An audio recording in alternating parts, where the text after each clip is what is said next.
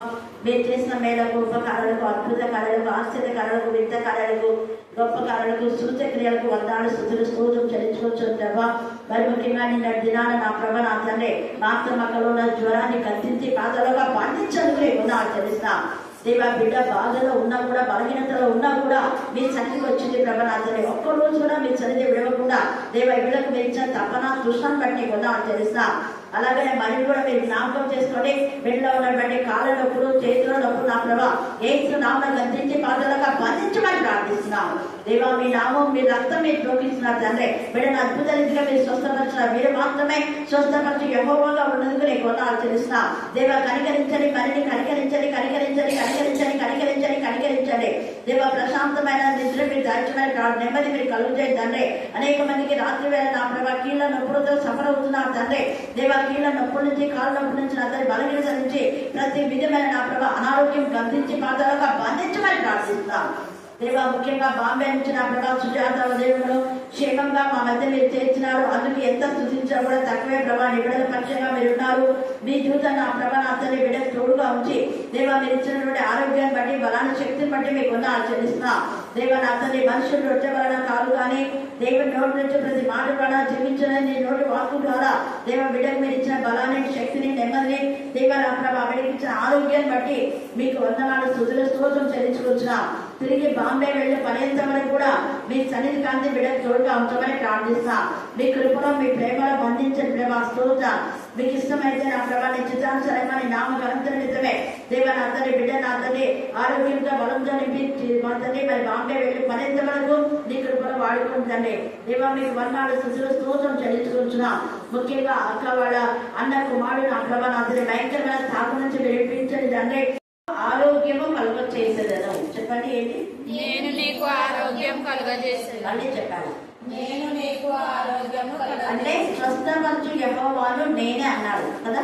తండ్రి అయిన దేవుడు స్వస్థపరచు యెహోవాను నేనే అని చెప్పినటువంటి మరి తండ్రి అయిన దేవుడు ఇక్కడ కూడా నేను నీకు ఆరోగ్యము కలుగ చేసేదను అని మాట్లాడుతున్నాడు. మరి ఆరోగ్యము అనే మాట ఎప్పుడు మాట్లాడతాడు? ఆరోగ్యం అని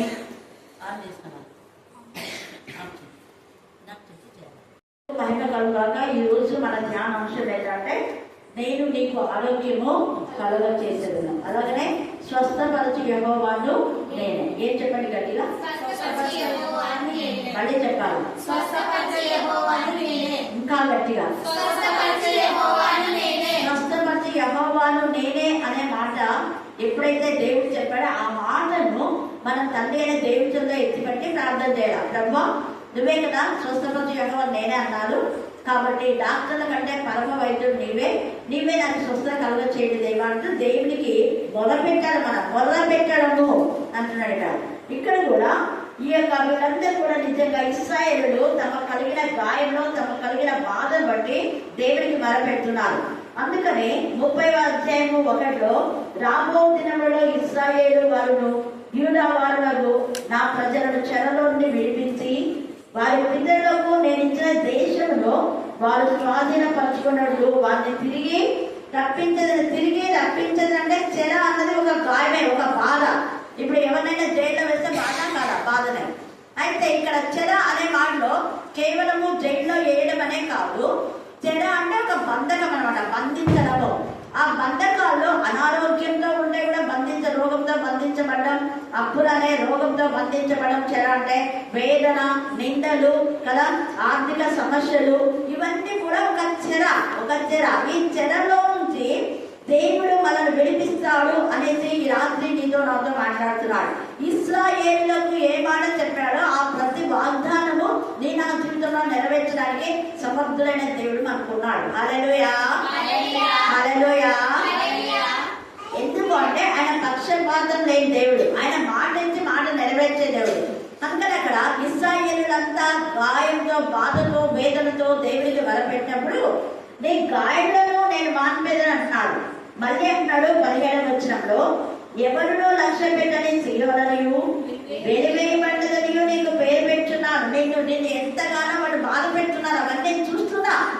అందులో నిన్ను ఏమని బాధపడుతున్నారో అవన్నీ చూస్తున్నా. కాబట్టి నేనైతే నీకు నీ గాయాలను మాన్పేదను అంటున్నాడు. తర్వాత ఏమంటున్నాడు? యెహోవా ఈ సెలవిచ్చుచున్నాడు, యాకోబు నివాస స్థలములను కరుణించి వాడి గుడారం లేని చెర నుండి రప్పించును. చూసారా, కరుణించి. ఒకటేమో దేవుడు గాయాలు మాన్తానంటున్నాడు, రెండవది ఏమన్నాడు, కరుణించి. కరుణించి అనే మాట చాలా చోట్ల మనం చూస్తాం. ముఖ్యంగా ఎజ్రాలో మనం చూస్తే, ఎజ్రా కరుణాలు దేవుని కరుణాహస్తం నాకు తోడుగా ఉన్నందున నేను ఈ గొప్ప కార్యాలు చేశాను అంటాడు ఎజ్రా. ఎజ్రాలో మరి ఎజ్రా 7, 8, 9 అధ్యాయాలు ప్రత్యేకంగా మీరు చదివితే అక్కడ ప్రభు మా పితరులు నీకు విరోధంగా పాపం చేశారు, మా పితరులు చేసిన పాపం ఆకాశం నటినంతగా ఉంది, అందుకనే ఈ విధానంలో మేమున్నాం ప్రభా, మమ్మల్ని క్షమించు, మమ్మల్ని కరుణించు అని ప్రార్థన చేస్తారు. అలాగనే చర్చ్ డే జరిగేటప్పుడు కూడా మనం అది ఖచ్చితంగా చేయాలి, కానీ చాలా సంఘాల్లో చేయరు. మొట్టమొదట ఏ సంఘ యొక్క ప్రతిష్ట జరిగేటప్పుడు దేవా మేము మా పితరులు మీకు విరోధంగా చేసిన తప్పిదాలు క్షమించండి అని చెయ్యాలి. తర్వాత మా పితరులు ఎంతగానో శ్రమపడి ఈ సంఘాలను ఇలాగ స్థాపించారు ప్రభా, మా పితరుల యొక్క ఉద్దేశం ఏంటో, మా పితరుల యొక్క ఏ విధానంలో వారు సంఘాన్ని స్థాపించారో దాన్ని మనం ఎప్పుడు మర్చిపోకూడదు. ముఖ్యంగా మరి కోర్సు దొరగారు కానివ్వండి, స్టాండర్డ్ దొరగారు కానివ్వండి, రాకుడు దొరగారు, తర్వాత గిబ్సన్ దొరగారు, వీళ్ళు ముఖ్యంగా మన ప్రాంతం రాయలసీమకు వచ్చారు కదా. కర్నూలులో, ఆత్మకూరులో, తర్వాత ఇక్కడ గూడూరులో, ఇంకా గార్గేపురంలో, ఇలా అనేక ప్రదేశాల్లో, తర్వాత తెన్నికల్లో, ఇక్కడంతా కూడా సంఘాలను వాళ్ళు స్థాపించారు. వాళ్ళ ముఖ్య ఉద్దేశం ఏంటంటే, మిషనరీస్ యొక్క ముఖ్య ఉద్దేశం ఒకటే. ఈ యొక్క ఎవరైతే హరిజనులుగా ఉన్నారో, హరిజనులుగా ఉన్న వాళ్ళు రెడ్డిస్ దగ్గర దాసాలు చేసేవాళ్ళు, పనులు చేసేవాళ్ళు కదా. పనులు చేస్తున్న వాళ్ళను మీరు ఒకరి కింద దాసులుగా ఉండొద్దండి. ఒకరి కింద దాసులుగా ఉంటే అక్కడ చెరనే కదా, చెర ఉన్నట్టే. కాబట్టి మీరు ఒకరి కింద దాసుగా ఉండకూడదు, మీరు కష్టపడి పనులు చేసుకోండి, కష్టపడి పని చేసి మీ పోషణ మీరు ఉండాలి, కాబట్టి మీరు దేవుని నమ్ముకోండి అని చెప్పారు. అప్పుడు వాళ్ళంతా కూడా దేవుని నమ్ముకోమని చెప్పినప్పుడు వారు బ్యాప్టిజం తీసుకొని క్రైస్తవులుగా అనబడినారు. వాళ్ళు హల్లెలూయా, హల్లెలూయా, హల్లెలూయా, హల్లెలూయా. అసలు మన మిషనరీస్ ఈ ప్రాంతంలోకి వచ్చి వాళ్ళంతా క్రీస్తు వారిగా చేయడం కోసమే వాళ్ళు వచ్చారు. కానీ తప్పుడు బోధలు చేసి చాలా మంది క్రైస్తువుల నుంచి వేరు చేసి మనమంతా కూడా ఇలాగా అలాగా అని చెప్పి ఆ జనులు ఈ జనులని కులాలు మతాలని చేశారు. కులపిచ్చోళ్ళు అంటే చేశారు. కానీ ఏ మత గ్రంథాల్లో ఈ కులాల గురించి వ్రాయబడ్డా? ఎందుకంటే మనమందరం కూడా ఎవరి సంతతి అంటే దేవుడి సంతతి. దేవుని కుమారుడు ఎవరు? ఆదాం నుంచే కదా వచ్చింది. మొదటి మానవుడు ఆదాం. మొదటి మానవుడైన ఆదాం నుంచే మనమందరం కూడా వచ్చాం.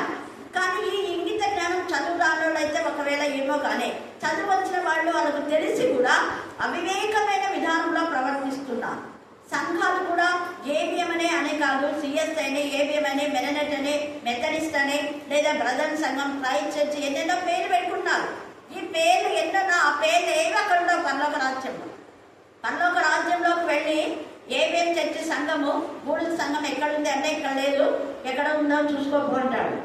సిఎస్ఐ చర్చి, కర్నూలు సంఘం, కోల్ సంఘం ఎక్కడుంది, స్టాండర్డ్ చర్చ్ ఎక్కడుంది, గిబ్సన్ చర్చ్ ఎక్కడుంది అని అడుగుతారు. ఆ చర్చిలో ఏమి ఇక్కడ లేవంటారు. ఏదైతే క్రీస్తులో మనం ఉంటామో అవి మాత్రమే ఉంటాయి. హల్లెలూయా, హల్లెలూయా, హల్లెలూయా. ఆత్మతో సత్యంతో ఆరాధించే సంఘాలు మాత్రమే పైకి కొనబడతాయి. ఇలాంటి కాల సమయంలో మన సంఘాలకు మనకు ఏమేమో పేరు పెట్టుకోవచ్చు. మనం ఆ పేర్లు, ఆ సంఘాలు ఏవి ఎత్తవడో హృదయం మాత్రమే. తండ్రి అనే దేవుడు నిన్ను అడిగేది హృదయం మాత్రమే. అందుకని ఈ రాత్రి కాల సమయంలో మన హృదయము దేవునికి విరోధమైన విధానంలో ఒకవేళ అపవాది యొక్క చెరలో ఉంటే వాటి నుంచి మనం వేరు కావాలి. అందుకే దేవుడు అంటున్నాడు, దేవుడు మన గాయాన్ని మార్పే దేవుడు. మనల్ని బాగు చేసి మనల్ని కరుణించి, నిజంగా మన మిషనరీస్ వచ్చి కరుణించి పేదగా ఉన్నటువంటి పేదరికం నుంచి వాళ్ళని విడిపించి, వాళ్ళకు భూములు ఇచ్చి, ఇక్కడంతా కూడా సంఘాన్ని ఏర్పాటు చేసి, ఒక పాఠశాల ఏర్పాటు చేసి, అప్పుడు మిషనరీస్ మెడిసిన్స్ కూడా ఇచ్చేవాడు. చాలా మెడిసిన్స్, తర్వాత ఉప్మా రవ్వ, పాల ప్యాకెట్లు ఇచ్చేవాళ్ళు. నాకు చాలా గుర్తుంది. నాకు మేము చిన్నప్పుడు ఉన్నంత వరకు కూడా నాకు చాలా సంవత్సరాలుగా గుర్తుంది. తర్వాత ఎప్పుడంటే ఈ యొక్క భారతదేశంలో ఒక చట్టం వచ్చేసింది క్విట్ ఇండియా అని. అప్పుడు మన మిషనరీస్ అందరినీ కూడా వాళ్ళ ప్రాంతం పంపాలి అన్నప్పుడు నుంచి మానివేశారు. లేకపోతే ఉపాధ్యాయులకు జీతాలు వాళ్ళే, పాస్టర్లకు జీతాలు వాళ్ళే, ఎంత ఇదిగా పేదవాళ్ళకు మరి మెడిసిన్స్ ఇచ్చేవాళ్ళు, పేదవాళ్ళు ఎంతగానో ఆదుకున్నారు. ఈ యొక్క ఊళ్ళో అయితే 50 ఎకరాల పొలం ఇచ్చారు వాళ్ళు. కానీ మన వాళ్ళకి కృతజ్ఞత ఉందా? ఎందుకు ఇచ్చారు మిషనరీస్ 50 ఎకరాల పొలం అంటే మనం క్రీస్తు వారంగా పరిగణించబడాలి, మీరు క్రైస్తవులు అని పిలువబడాలి. క్రీస్తుకు చెందిన వారు క్రైస్తవులు అంటే అర్థం కాదు, కులం కాదు, క్రీస్తుకు చెందిన వారని. కానీ మన వాళ్ళేమో పొలాలు వేసుకుంటున్నారు కానీ క్రీస్తు నామములు గణపరచంలా, క్రీస్తు వారు మనం చెప్పుకోవడం లేదు. హిందువులుగా పరిగణింపబడుతుంది. ఎంత గుండె కూడా గాయం వల్ల మాత్రమే అంటున్నాడు. కానీ కొంతమంది తెలుసుకున్నారు. అందుకే ఆ గాయం, ఆ బాధ దేవుడు మానుతానని చెప్తాడు. కనుక సమయంలో గుండె పైననే వేసే సమయం రాబోతుంది. అందుకనే వాళ్ళ గాయంలో నేను మానుతాను అంటున్నాడు. ఎందుకంటే పేదరికంలో దేవుడు తొలగించి కరుణించాడు. మన వాళ్ళని పంపించి, ఎవరో ఒకరిని పంపించి దేవుడు తన బిడ్డను విడిపించే దేవుడుగా ఉన్నాడు. తర్వాత మూడోది ఏమని చెప్తున్నా అంటే నగరి యథాప్రకారంగా నివాసులు గలదగును. యథాప్రకారంగా ఒకనొక రోజు మేము క్రీస్తు పిల్లల మీద రొమ్ము కొట్టుకొని ఏడుస్తూ చెప్పే పరిస్థితి వస్తుంది. హల్లెలూయా, హల్లెలూయా, హల్లెలూయా. అందుకే యథాప్రకారంగా నివాసులు కలదగును, వాటిలో కృతజ్ఞత స్తోత్రములను సంభ్రమపడు వారి స్వరములు వినబడును. ఎంత తేటగా మాట్లాడుతున్నాడు. దేవుని ఉగ్రత వచ్చే సమయంలో, దేవుడు తన ఉగ్రతను కృపలించే సమయంలో అనేక మంది అయ్యో మేము ఎంత అవివేకంగా ప్రభువును నా ప్రభుని చెప్పుకోలేక పోయామే, మా కోసమే సెలవుపోయిన యేసయ్య, మా కోసమే రక్తం కార్చిన యేసయ్య, మా కోసమే ఇంతగా గాయపరచబడిన యేసయ్యను మేము ఎవరో చెప్పామే అని పేతురు చనిపోయే వరకు ఏడ్చినట్టుగా రొమ్ము కొట్టుకొని ఏడుస్తారు ఆ సమయంలో. ఎందుకంటే ఇతరులు అడిగినప్పుడు మేము క్రీస్తుకు చెందిన వారమని మనం చెప్పుకోవాలి. హల్లెలూయా, హల్లెలూయా, హల్లెలూయా. అందుకే రోమా 8లో ఇప్పుడు క్రీస్తు యేసునందు ఉన్న వారికి ఏ శిక్ష విధి లేదన్నాడు. నిజంగా మనం క్రీస్తులో ఉండే ప్రతి దేవుని ఉగ్రత నుంచి తప్పించబడతాం. అందుకే యేసయ్య చేసిన త్యాగంలో, యేసయ్య యొక్క జనన మరణ పునరుద్ధానంలో మనం జ్ఞాపకం చేసుకొని కృతజ్ఞత కలిగి ఉండాలంట. ఎన్నో మార్లు మన గాయాన్ని మాన్పాడు, ఎన్నో అవమానం నుంచి మన నింద నుంచి విడిపించాడు, ఎన్నో శోధ నుంచి, సాతాను బంధకం నుంచి, సాతాను కోయిత నుంచి, సాతాను చెర నుంచి దేవుడు మనం విడిపించినప్పుడు ఎంత కృతజ్ఞత కలిగి ఉండాలి. కృతజ్ఞత అనేది దేవుడికి ఎంత ఇష్టమో. అందుకే అంటాడు కృతజ్ఞత స్తుతులను సంబరపడు వారి స్వరము వినబడును. జనులు తక్కువ మంది కాకుండా నేను వారిని విస్తరింప చేసేది. ఎంత తేలిగా ఎత్తాడు, తక్కువ మంది కాకుండా. ఈ మాట కొన్ని సంవత్సరాల క్రితం మరలా దేవుడు ఈరోజు మాట్లాడుతున్నాడు. చెప్పాను కదా, బైబిల్ స్టడీ అంటే ఆదికాండం నుంచి ప్రకటన వరకు వరుస క్రమంలో ప్రతి వచనాన్ని మనం ధ్యానం చేశాం. అలాగా ఇప్పుడు 5వ మారు మనం ధ్యానం చేస్తూ ఉన్నాం. ఎందుకు అంటే ఎన్ని సంవత్సరాలుగా ప్రతి 5 సంవత్సరాలకు ఒకసారి కూడా ఇది ధ్యానం చేయడం జరుగుతూ ఉంటుంది. 5 సంవత్సరాలకు ఒకసారి మళ్ళా మొదటి నుంచి ఆదికాండం నుంచి ప్రకటన వరకు వస్తుంది. అలాగా విన్నటువంటి వాళ్ళని దేవుడు దీవించుగాక. మొదట బైబిల్ స్టడీ స్టార్ట్ చేసినప్పుడు చాలా కొద్ది మంది ఉండేవారు, కానీ తర్వాత ఎంతమంది వచ్చారు కదా. అలాగనే స్త్రీలు కూడా చాలా కొద్ది మంది, 5 మంది కంటే ఎక్కువ ఉండేవారు కానీ స్త్రీలు. అలాగా 200 మంది కంటే ఎక్కువ అయిపోయారు. హల్లెలూయా, హల్లెలూయా, హల్లెలూయా. ఇదంతా దేవుని గ్రంథంలో లిఖితమై ఉంటది. ఎలాగ వారు ఆత్మీయంగా ఎదిగారు అనేది అన్ని దేవుడు అక్కడ మనం చూపిస్తాడు. అందుకని ఇక్కడ అంటున్నాడు చూడండి, జనులు తక్కువ కాకుండా నేను వారిని విస్తరింప చేసేదను.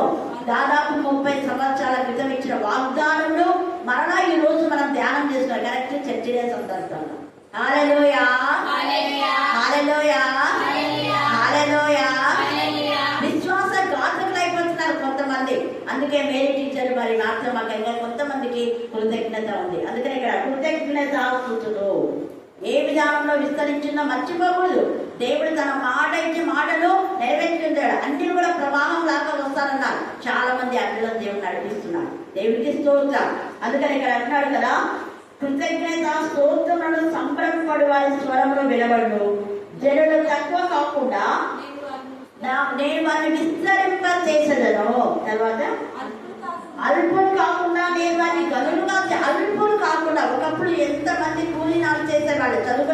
తక్కువ, కానీ ఇప్పుడు ఎంతమంది చదువుతున్నారు, మంచి ఉద్యోగాలు కదా. మన యొక్క ప్రాంతంలో నుంచి అనేక మంది డాక్టర్స్ ఉన్నారు, లాయర్స్ ఉన్నారు, ఇంజనీర్స్ ఉన్నారు కదా, ఉపాధ్యాయులు ఉన్నారు, అన్ని వర్గాల వాళ్ళు, ఎస్ఐలు ఉన్నారు, అన్ని డిపార్ట్మెంట్లలో మన వాళ్ళు ఉన్నారు, ఆఫీసర్స్ గా. దేవుడికి స్తోత్రం. హల్లెలూయా, హల్లెలూయా, హల్లెలూయా. అందుకే వారి కుమారులను ఎంత చక్కగా చెప్తున్నాడు చూడండి. వాళ్ళ అల్పులు కాదు, ఘనులుగా చేశారంటున్నాడు. వారి కుమారులు మునుపటి వలె నుండును, వారి సమాజము నా ఎదుట స్థాపించబడును, వారిని బాధపరచు వాళ్ళందరినీ శిక్షించదను. ఎంత తేలిగా మాట. దేవుడు ఊరుకోడు, బాధపరిచే వారిని దేవుడు శిక్షిస్తాడు. ఎందుకు అంటే ఆత్మీయంగా ఎదుగ చేసే వాళ్ళకి ఎవరైనా హాని చేస్తే దేవుడు అసలు ఊరుకోడు. ఎంత చక్కగా తేలిగా మాట్లాడుతున్నారు. క్రైస్తవులను బాధ పెట్టే వారిని దేవుడు ఎప్పుడు కూడా క్షమించాడు. క్రైస్తవులు అంటే మళ్ళీ చెప్తున్నా, క్రీస్తుకు చెందిన వాళ్ళు, క్రీస్తు వంశావళి, దేవుని సంతతి. దేవుని సంతతిని సర్వ సంతతే బాధ పెడతారు. అలాంటి వాళ్ళను దేవుడు క్షమించాడు అంటున్నాడు. బాధపరచు వాళ్ళందరినీ ఇక్కడ శిక్షించదని అంటున్నాడు. అందుకే ప్రకటన 16, 17, 18 మీరు ఇంటికి వెళ్ళిన తర్వాత చదివితే అక్కడ దేవుని పిల్లలు బాధించిన వాళ్ళు, దేవుని పిల్లలు చెడు త్రోవలో నడిపించిన వానికి భయంకరమైన శిక్ష అవుతుంది. 16, 17, 18 అధ్యాయాల్లో అది చేసిన ప్రకారం దానికి చేయుడి అని రాయబడింది. భయంకరమైన విధానంలో వ్యభిచారం, దేవునికి విరోధమైనటువంటి లోకాచారాలు నడిపించినటువంటి వాళ్ళు, లోక మర్యాదను అనుసరింప చేసిన వాళ్ళు, దేవునికి విరోధంగా ఆత్మీయంగా పరిశుద్ధంగా జీవించకుండా పాపంలో నడిపించిన వాళ్ళకందరూ కూడా యజమాని మనసు ఉన్నటువంటి సంఘాలను దేవుడు ఇక్కడ కనిపిస్తున్నారు. అలాంటి వారికి శిక్ష దేవుడు విధించబోతున్నాడు. అందుకే ఇక్కడ శిక్షిస్తాను అని చెప్తున్నాడు. వాళ్ళు పుట్టినవాడు వారికి రాజుగా ఉండును అన్న. వాళ్ళలో పుట్టినవాడు అనేక మంది మనలో పుట్టిన వాళ్ళే మనకు దేవుడికి మహిమకరంగా మరి పెద్దగా ఆఫీసర్స్ గా అవుతున్నారు కదా. హల్లెలూయా, హల్లెలూయా, హల్లెలూయా. ఇంకొక ప్రవచనం ఏమంటే వాళ్ళలో పుట్టినవాడు వారికి రాజుగా ఉన్నట్టే యేసు ప్రభువు వారు కూడా సూచనది. నా రాజుగా యేసే ఉండబోతాడు, నిరంతర రాజు. రాజు అనే వాళ్ళు ఎంతమంది, ఒక రాజు పోతే ఇంకొక రోజు రావచ్చు.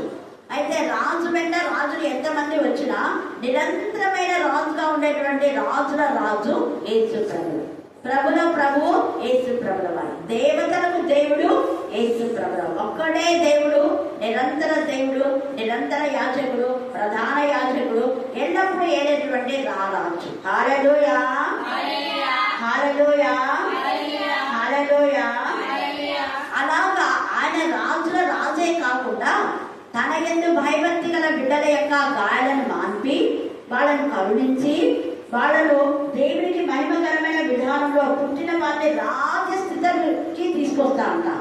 అందుకే మనం చూస్తే 1 పేతురు 2వ అధ్యాయము 9వ వచనంలో ఈ మాట ఉంది. ఆయన ఒక్కడే రాజు కాదంట, ఆయన యందు భయభక్తి గల వాళ్ళను కూడా రాజుగా చేస్తారు.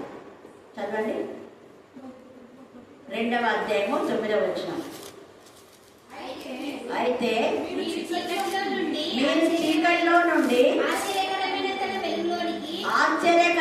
తన వెలుగులోనికి మిమ్మల్ని పిలిచిన వారి గుణాతిశయములను ప్రచురం చేయకుండా. ఒకప్పుడు చీకటిలో ఉన్నారు, ఒకప్పుడు వేరే దగ్గర వ్యాసం చేస్తున్నారు, పని చేస్తున్నారు, కూలి చేస్తున్నారు, ఇక్కడ చెరలో ఉన్నారు. అలాంటి చెడ జీవితం నుంచి మేము విడిపించినాడు కదా. ముడుపు చీకటిగా ఉన్నారు, చీకటిలో నుంచి ఆశ్చర్యకరమైన వెలుగులోనికి మిమ్మల్ని పిలిచే వారి గుణాతిశయములను ప్రచురం చేయాలి. నేను దేవుని బిడ్డ క్రీస్తుకు చెందిన వారని క్రీస్తు గురించి సాక్ష్యం ఇవ్వాలన్న తేటగా మాట్లాడతాను. అందుకనే ప్రచురం చేయ నిమిత్తము మీరు రాజులైన యాజక గుంపులో చేర్చబడిన. హల్లెలూయా, హల్లెలూయా, హల్లెలూయా. యాజకులుగా మనం చేయడానికి ఇష్టపడతాను. ఒకప్పుడు యాజకులు అంటే లేవీలే యాజకులు, రాజులు అంటే యూదులే రాజులు. అలాగా యూద వంశములు, లేవి వంశములు పాత నిబంధన వరకు ఏర్పాటు చేస్తున్న తండ్రి అయిన దేవుడు యేసు ప్రభువు వారి జనన మరణ పునరుద్ధానము ద్వారా మనలందరినీ కూడా ఆయన బిడ్డలుగా చేసుకుని రాజులైన యాజకులు చేస్తారని ఇష్టపడుతున్నాడు. అయితే మనం రాజులైన యాజకుల్లో ఉండి బెగ్గర్స్గా ఉండకూడదు. ఇంతగా దేవుడు చెప్తే చాలా మంది అడుగు తింటున్నారు, ఒకటే అడుగు తినడం అయిపోతుంది. దేవుడికి విరోధమైన విధానం అని. రాజులు ఎక్కడైనా అడుగుంటారా? అడుకోరు కదా. చూడండి, మనం రాజులైన యాతిక సమూహం. తర్వాత ఇంకా ఏమంటున్నాడు ఇక్కడ, సామెతలు 103 కాదు, కీర్తన 103 చదవండి. కీర్తన 103 6వ వచనం.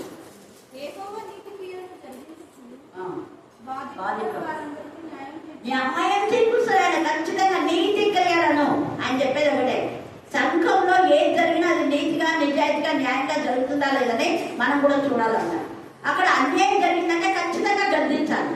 మాత్రమక్కలాగా వేరే టీచర్ లాగా కొంతమంది అన్న అప్పుడే వాళ్ళకి సిగ్గు వస్తుంది అన్నమాట. లేదంటే వాళ్ళ తప్పులు వాళ్ళు ఇంకా అలాగనే తప్పులు చేస్తూనే ఉంటారు. అందరూ కలిసి గర్దిస్తే కదా న్యాయం జరిగేది. ఎవరికో వాళ్ళు ఏమోలే అనుకోనే ఉంటారు.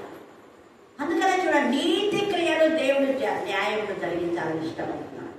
ఇంకా చదువు 6వ వచనం.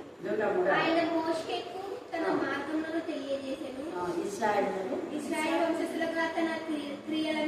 అదే దేవుడు తెలియజేసినాడు కదా, ఇస్రాయేలు తన క్రియలు కనపరిచినప్పుడు ఆయన క్రియలను చూసి మనం చెప్పాలా. మా క్రియలను చూస్తున్నాం కదా, సంఘంలో ఏ విధానంలో అభివృద్ధి అయింది, ఎలాగైంది చూస్తున్నాం కదా. చూసినప్పుడు మనం నోరు మూసుకోకూడదు, మనం చెప్పాలి.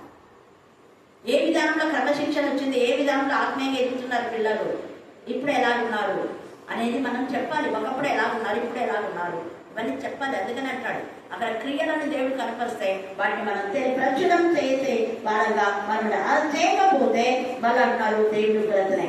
అందుకనే అంటాడు కదా, నా సమీపమునకు వచ్చుటకు ధైర్యం తెచ్చుకున్న వాడెవడు, నా సన్నిధికి వచ్చినట్లుగా నేను వారిని చేరదీసేది. ఇదే యెహోవా వాక్కు. అప్పుడు మీరు నాకు ప్రజల ఇందులో, నేను మీకు దేవుడిన ఇందులో అంటున్నాడు. అలాగే 2 కొరింథీ 6:18 కూడా అక్కడ అంటున్నాడు కదా, మీరు దేవుని ఆలయమై ఉన్నారని మీరు ఎరగగా దేవుని ఆత్మని మధ్య ఉన్నారని మీకు తెలియదా అంటాడు.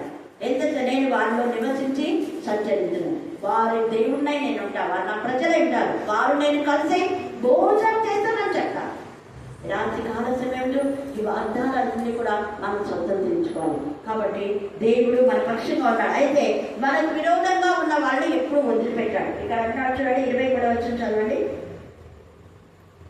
ఇదిగో యెహోవా మహోగ్రతయను పెనుగాలి బయలుదేరుచున్నది, అది గిరగిరా తిరుగులాడు చురుగాలి, అది దుష్టుల మీద పెనుగా దిగునంట. దుష్టుల మీద జ్ఞాపకం చేస్తున్నాం. ఈ రాత్రి కాలశములు దుష్టుల ఆలోచన చెప్పు నడవగా నిలవగా కూర్చోగా పాపుల మార్గంలో కూడా మనం నడవకూడదు. అందుకని జాగ్రత్తగా దుష్టుల ఆలోచనలో ఉండకూడదు. దుష్టుల మార్గంలో లేకుండా దుష్టుల మీద పిల్లల దిగుడు కాబట్టి తన కార్యము ముగించే వరకు, తమ హృదయ ఆలోచన నెరవేర్చే వరకు యెహోవా కోపాన్ని చల్లారదు. అంత్య దినములలో మీరు సంగతిని గ్రహించు. అంత్య దినంలో మీరు గ్రహిస్తారు కాబట్టి మీరు జాగ్రత్త. మన బ్రతుకులను మనం సరిదిద్దుకొని దేవుడికి మహిమకరంగా జీవితాం. దేవుడు ఈ లేఖన భాగాన్ని దీవించి ఆశీర్వదించుగాక. ఆమేన్, ఆమేన్. చెప్పాలనుకుంటున్నా. First of all thank you so much Jesus. పంట కోసినప్పుడు మా క్యాన్యన్స్ తక్కువైనాయని అందరూ బాధపడినారు. మా పంటకు వచ్చిన వాళ్ళంతా, మా అక్క వాళ్ళు కూడా చాలా బాగున్నారు. కానీ దానికి చేసిన కష్టం ఎంతో నాకు, మా అమ్మకి, మా నాన్నకి, ముగ్గురికి మాత్రమే తెలుసు. ఇంతైనా అని నేను కొంచెం, నా విశ్వాసం ఏంటంటే టీచర్ ఒకటే చెప్పింది, టీచర్ బ్లెస్సింగ్స్ ఇచ్చింది, డబుల్ బ్లెస్సింగ్స్ అని. కానీ ఇన్ని తక్కువైనాయి కదా అని కొంచెం నాకు విశ్వాసం తగ్గిపోయింది. అంటే దీపంలో ఆయిల్ అయిపోతే మళ్ళీ ఆయిల్ పోస్తే ఎట్లా వెలుగుతుందో, నేను టీచర్ దగ్గరకు వచ్చి ప్రేర్ చెప్పుకున్నప్పుడల్లా టీచర్ మళ్ళీ విశ్వాసాన్ని పెంచుతుంది, నాకు డబుల్ బ్లెస్సింగ్స్ ఇస్తుంది, 2 ఆశీర్వాదం ఇస్తుంది. అదే ఇంత తక్కువైనాయి కదా నువ్వు ఎట్లా ఆశీర్వదిస్తావు లాస్ట్ ఇయర్ కంటే అని నేను అనుకున్నాను. చివరికి నేను రేట్ విషయంలోనే ఆధారపడినా. ఇంకొకటి, ఒక ఆన్లైన్ ప్రేయర్లో టీచర్ చెప్పింది, మేము పంట వేసి ఒక 1 మంత్ అవుతుంది, కానీ సడన్గా విశ్వాసం గురించి మెసేజ్ చెప్తుంది టీచర్. అఖిల్ వాళ్ళ ఎర్రగడ్డకి రేట్ ఇచ్చినావు దేవాన్ని నమ్మడమే విశ్వాసం అని చెప్పింది. ఆ రోజు ఎందుకు చెప్పిందో నాకు తెలియదు. ఆ రోజు డేట్తో సహా నేను నా బైబుల్లో రాసుకున్నా. దాన్ని ప్రతిరోజు చూస్తూ ప్రేయర్ చేసుకుంటా. టీచర్కి చెప్పింది మంచి రేటు రావాలని. కానీ దేవుడి సేవకుల ద్వారా చెప్పే మాట ఎప్పుడు వారి మాటల్ని దేవుడు రూఢిపరిచి బలపరుస్తాడు కదా. ఆ విధానంలో టీచర్ ఇచ్చిన ప్రతి వాగ్దానాన్ని నేను డేట్ వేసి రాసుకుంటాను, నా బైబిల్లో కానీ డైరీలో కానీ. అట్లా ప్రతి వాగ్దానం నెరవేర్చబడుతుంది. టీచర్ ఒక్కటే చెప్తుంది, టీచర్కి ఇచ్చిన బ్లెస్సింగ్స్ అన్నీ మనకి ఆ విధానంలో అన్నీ నెరవేర్చబడుతున్నాయి. ఇంకొకటి, ఏదైనా కరుణాపీఠంలోనికి వస్తేనే ఆశీర్వాదం, బయట ఉంటే ఆశీర్వాదం కాదు. అది నేను నార తెచ్చినప్పుడు ఈడే నాటిన ఒక 2-3 ఆనియన్స్ పెరిగినప్పుడు కూడా అక్కడ కట్టిన 3. అందుకు బట్టి దేవాది దేవునికి వందాలు. దేవుడు మంచి రేట్ని ఇచ్చాడు. అందుకు మేము ఎంతో సంతోషిస్తున్నాం. టీచర్కి, మీరు ప్రార్థించిన ప్రతి ఒక్కరికి నా కృతజ్ఞతలు. అంటే మన పోయిన వారంలో మరి బుధవారం తెల్లవారు ఆ రోజు మా నాన్నకి చాలా మరి ఇన్ఫెక్షన్ అయ్యి మరి కోమలి పోయినాడు. అసలు మమ్మల్ని అందరూ మర్చిపోయినాడు. నేను సాయంత్రం డ్యూటీ దిగి పలకరించడం వెళ్ళాను. వెళ్తే అప్పటికే అందరూ ఏడుచుకుంటూ ఉన్నారు. పోయి నేను కూడా పోయి బాధపడి ఏడుచుకుంటా ప్రార్థన చేసి దేవుని ప్రార్థన చేసుకొని మేము ఆటోలో తీసుకుని వెళ్ళాం. పెద్ద హాస్పిటల్ వెళ్తే నాకు కర్నూలులో ఉన్నారు. నేను ఆటోలో ఒకటే ప్రార్థన చేసుకున్న, దేవా మా నాన్న క్షేమంగా వస్తే నేను కర్ణాటక సంఘంలో సాక్ష్యం చెప్తా దేవా, మా నాన్నని ప్రకటించు దేవా, మమ్మల్ని అందరూ మర్చిపోయినాడు దేవా అని ఒకటే ప్రార్థన చేసుకుంటూ పోయినాను. అక్కడ మళ్ళీ ఆ మెస్లో పోతేనే బాగా పట్టించుకుంటారని చెప్పినారు. కానీ ఆ మెస్కి ఎంత ప్రయత్నం అసలు దొరకలేదు. ఆట పట్టుకొని పోయినాము దేవా, డాక్టర్లతో మాట్లాడమని నువ్వే మరి నువ్వే మాకు తెప్పు దేవా అనుకొని ప్రార్థన చేసుకుంటే అసలు ఒంటికి కూడా వచ్చాడు. కానీ ఎప్పుడైతే ప్రార్థన చేసుకుంటూ వెళ్ళామో ఆటోలోనే ఒంటికి వచ్చినాడు, లెట్రిన్ చేసినాడు బాగేది. మళ్ళీ తర్వాత హాస్పిటల్లో డాక్టర్లు కూడా చాలా బాగా పట్టించుకున్నారు. మరి తెల్లగా ఎప్పుడు నేను అక్కడే ఉన్నాను. మళ్ళీ ఇక్కడ చూస్తే నాకు చిన్న పిల్ల ఉంది, మళ్ళీ ఎట్లా చేయలేదేవా, మరి మా నాన్న స్థితిలో పెట్టి వెళ్ళలేను. మరి అక్కడ చూస్తే వాళ్ళు కదేవా, మరి ఏం చేయాలా అనుకొని రాత్రి అంతా ప్రార్థన చేసుకొని పండుకున్నాను. తెల్లగా కట్టి మా నాన్న 4 గంటలకు నేను ఊరికి రావాలని ప్రయాణం చేసి మరి మా నాన్న పలకరించుకోదామని వచ్చింది. మా నాన్న అప్పటికల్లా దేవుని వల్ల మాట్లాడుతున్నాడు. అదే నేను ఎవరిని నాన్న అంటే నువ్వు మా అమ్మ అంటున్నాను. అట్లా దేవునికి స్తోత్రం. దేవుడు మరింతగా మళ్ళీ ఇప్పటికి రోజు చాలా మాట్లాడి అందరిని గుర్తుపట్టి మరి క్షేమంగా ఇంటికి నడిపించినాడు. కాబట్టి దేనికి వందనాలు. మరి నా మనవరాల విషయంలో కూడా దేవుడు ఎంతగానో సహాయం చేసినంత నాకు కూడా ఎన్నో ప్రార్థనలు చేస్తూ మరి తను ఎంతగానో మనం మర్చిపోయినా మనం కొంచెం చేసుకుంటాం. కానీ అయినా ఎంతోగానో దేవునికి మొరపెట్టే మనకు దొరికింది. అక్కడ అనుపెడుతుంది ఒక ఆత్మీయురాలు మనకు దొరికింది. మరి మనం అందరము మరి సముద్రం కాడికి వెళ్తాం అన్నది చూడడానికి పనికొస్తుంది. ఎంతో మంది గుంపులు కూడిన కాడికి అందరం వెళ్తూ ఉంటాం, ఎన్నోసార్లు వెళ్ళాం అన్నది చూడడానికి పనికొస్తుంది. కానీ నిజమైన వాక్యం, నిజమైన ఆత్మీయత ఉన్న వాటికి మరి కొంచెము బాగైనా కొంచెం నీళ్ళైనా మన దాహం తీసే విధంగా ఉంటుంది. అటువంటి ఆత్మీయ వాక్యాలను మీరు అందరూ మనమందరం విడిచిపెట్టి వెళ్ళకూడదు. మన అద్భుతాల కోసమే మాత్రమే రాకూడదు కానీ మనం అందరం ఆత్మీయంగా ఉండాలి. మరి దేవుని రాజ్యంలో చేరాలని మనం ఎప్పుడు చనిపోతుందో తెలియదు. ఆ తప్పనే ఆ ఆరాటం మనకు ఉండాలని ఆ ప్రయాస అంతా మనకి నేర్పిస్తుంది, తనుంటుంది. మనల్ని అలా ఉండాలని ఆమె ప్రయత్నిస్తుంది. అలాంటి ఉద్దేశం కలిగి మనం వెళ్ళే చోట మన కుటుంబాల కోసం కూడా మనం కూడా ఈ విధమైన ప్రయత్నం మనం చేయాలి. ఈ కొద్ది సాక్ష్యం దేవుడి దీవించి ఆశీర్వదించుగాక.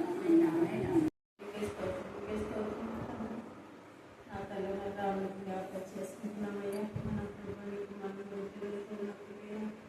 మన తిరిగి మన స్వస్థత ఇచ్చిన దేవా, సంపూర్ణమైన స్వస్థత సమయాన్ని బట్టి దీవించి ఆశీర్వదించండి. నా ప్రభావం మరి శాంతిని బట్టి బ్లెస్సింగ్ బట్టి నా ప్రభావం మాటలు బట్టి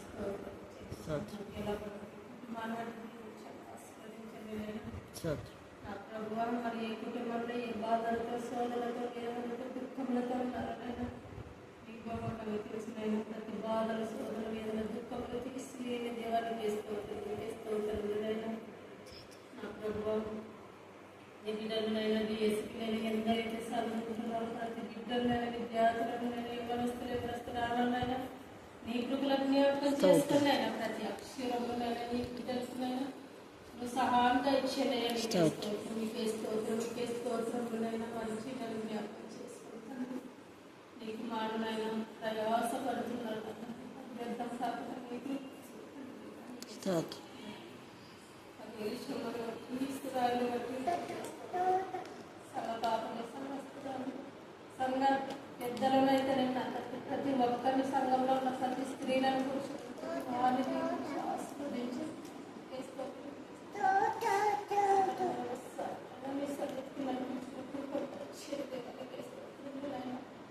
వేరు చేయకుండా అందరం కలుసుకుంటున్నాం.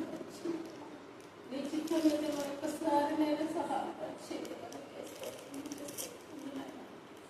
అయినా మరి నీ యొక్క బిడ్డలు నేను వేరు పెట్టినప్పుడు కానీ ఏది ఆగకుండా పట్టుకున్నది